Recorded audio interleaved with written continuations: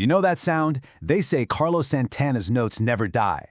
Some people think it's just some kind of magic in his hands, but the secret, well, it lies in a physical relationship between wood, wire, and air that completely changed rock history. Today, we're going to open the manual on infinite sustain. It really is one of the most recognizable sounds in all of music, isn't it? That warm, singing, seemingly endless sustain. It just feels like it could hang in the air forever, just full of emotion and voice. But where does it actually come from? Okay, so let's really dive into this. While his feel is absolutely legendary, that iconic tone is actually built on a formula, a three-part system of technology, materials, and just plain old stagecraft. And today, we're going to break down every single ingredient. So our journey starts, maybe surprisingly, not with the guitar, but with the machine that gives it its voice, the amplifier. But this wasn't just any amp. It was a happy accident that would go on to define the sound of rock for decades. Yep, those were the words that launched a brand and a sound. And the story behind them, it's pure rock and roll legend. And it all started as a prank. So picture this. It's the late 60s in the San Francisco Bay Area. Randall Smith is the go-to amp tech for bands like the Grateful Dead and Jefferson Airplane. He had this reputation for squeezing more out of their gear, but his most famous creation actually started as a practical joke on another guitarist. Smith basically built a hot rod. As you can see from these steps, he took this tiny, unassuming little practice amp and secretly stuffed the guts of a much more powerful amplifier inside. Just as he was finishing up, who walks into the shop but Carlos Santana himself? He plugged in and was just blown away by the monstrous sound coming from this tiny box. His exclamation gave the amp its name, the Boogie. Now, what's really interesting here is the technology that Smith kind of stumbled upon. Think of it like a series of smaller amplifiers all in a row. Each one boosts the signal a little bit more before it even gets to the main power amp. This chain reaction, called cascading gain, created a harmonically rich distortion that was just completely new at the time.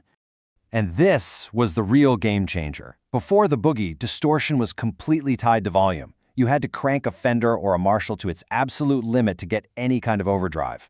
Smith's design separated gain from just pure loudness, giving players control over their tone and sustain like never before.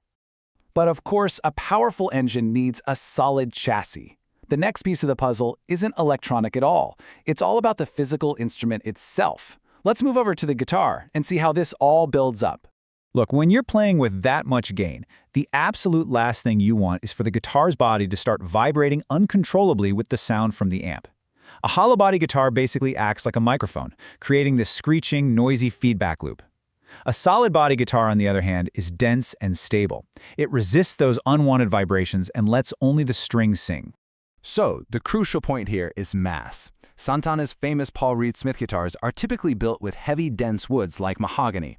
This physical mass gives the string a solid anchor, which allows it to vibrate freely and for a longer time, which, is the very definition of sustain.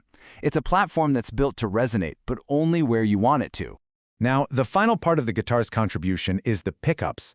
Santana relies on humbuckers. Not only do they cancel out all that annoying electrical hum, but their dual-coil design produces a much fatter, warmer sound with a higher output. This stronger signal hits the front of that Mesa Boogie amp a lot harder, helping to create that smooth, creamy saturation that's so essential for his sound. So, we have the engine and we have the body, but the final ingredient is the most elusive. It isn't something you can buy or build. It's the invisible connection between the two, the air itself. We often think of feedback as that unwanted screech, right? But what if you could actually control it? This phenomenon, first identified by a guy named Soren Absalon Larsen, is a physical loop. A sound is made, it gets amplified, and then that amplified sound causes the original sound source to vibrate again, creating this self-sustaining cycle. So, here's how it works in our system. First, the Mesa Boogie amplifier is cranked up to performance volume, and it's just pushing these powerful sound waves out into the physical space of the stage. Next, those sound waves travel through the air, carrying all the energy and harmonic content of that high-gain tone directly towards the guitar. And this is the magic moment. The energy in those sound waves physically pushes on the guitar string, adding just enough force to keep it vibrating long after it would have naturally died out. And this creates a controlled, musical, infinite sustain. But there's a catch. Think about pushing someone on a swing. For the swing to go higher, you have to push at the exact right moment. That's being in phase. If you push it the wrong time, out of phase, you'll actually stop the swing. Well, it's the exact same thing with the sound wave and the guitar string. The timing has to be perfect. This all depends on the frequency of the note, the acoustics of the room, and your distance from the amp. So with all those variables, how does a master like Santana absolutely nail it show after show? Well, he maps the stage. This is the legendary sweet spot hack. During soundcheck, Santana finds the precise physical locations on stage where the distance and the angle to his amp create that perfect in-phase feedback loop for key notes, and then he marks them with tape, creating a roadmap of sustain he can walk to anytime he needs a note to really sing. So there you have it. It's not one thing, it's a complete system where every single part plays an absolutely critical role. Let's put it all together. The high-gain amp provides the power. The solid body guitar with those humbuckers provides the stable, resonant mass. And then the player's position in that sweet spot masterfully closes the physical feedback loop.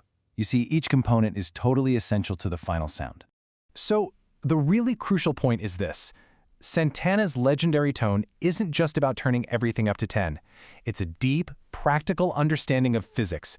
It's about mastering the delicate dance between his instrument, his amplifier, and the very space he's standing in. It's all about control. This mastery of sustain really opened up a whole new vocabulary for the electric guitar. It allowed it to truly sing. So that leaves me with one final question for you. What kind of voice do you prefer for a guitar?